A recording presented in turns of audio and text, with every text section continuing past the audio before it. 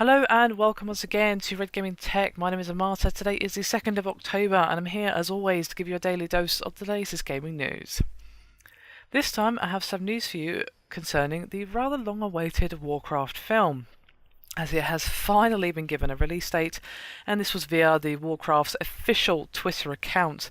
And they said, quote, "We're pleased to announce that Legendary Pictures Warcraft will release by Universal Picks on December 18th, 2015. Now, of course, that will place it in the rather popular festive fantasy blockbuster slot that, of course, is going to be jostling with competition, but of course did prove rather successful for several Harry Potter films, The Lord of the Rings, and of course, The Hobbit.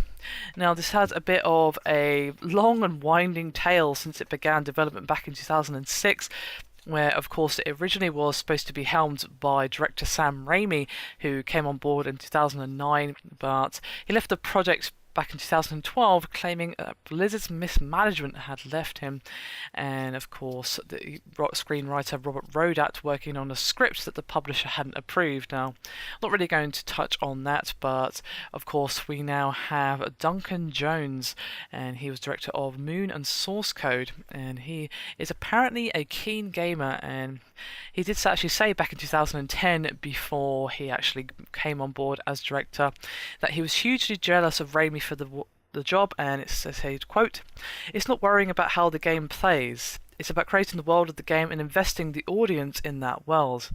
Now, the movie will actually begin production early 2014, and of course will be based around the Warcraft novel The Last Guardian, with Colin Farrell being rumoured as star.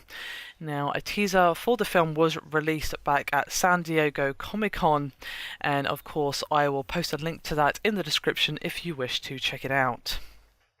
So there you have it. It seems like it's at least in good hands. Of course, it's a bit of a shame that we lost out on Sam Raimi due to whatever happened between him and Blizzard, but Duncan Jones is a pretty damn good choice.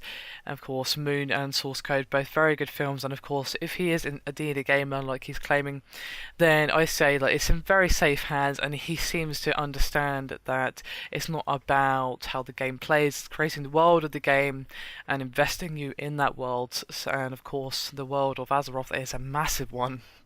And of course, we will only see a small portion of it, I'm sure, within this particular film. But I do wonder what the final budget is going to be on this particular film once it's actually released on December 2015. And of course, that's quite a long wait. That's basically, a very, very long time for you to wait. But at least now we actually have a release date for this film, which is basically in limbo for quite some time now, since Raimi left back in 2012. So I say that it's in fairly good hands, and that I'm fairly optimistic that we'll at least get a decent film. Of course, films based on video games do not exactly have the best history. Most of them are terrible, with some rare exceptions to the rule.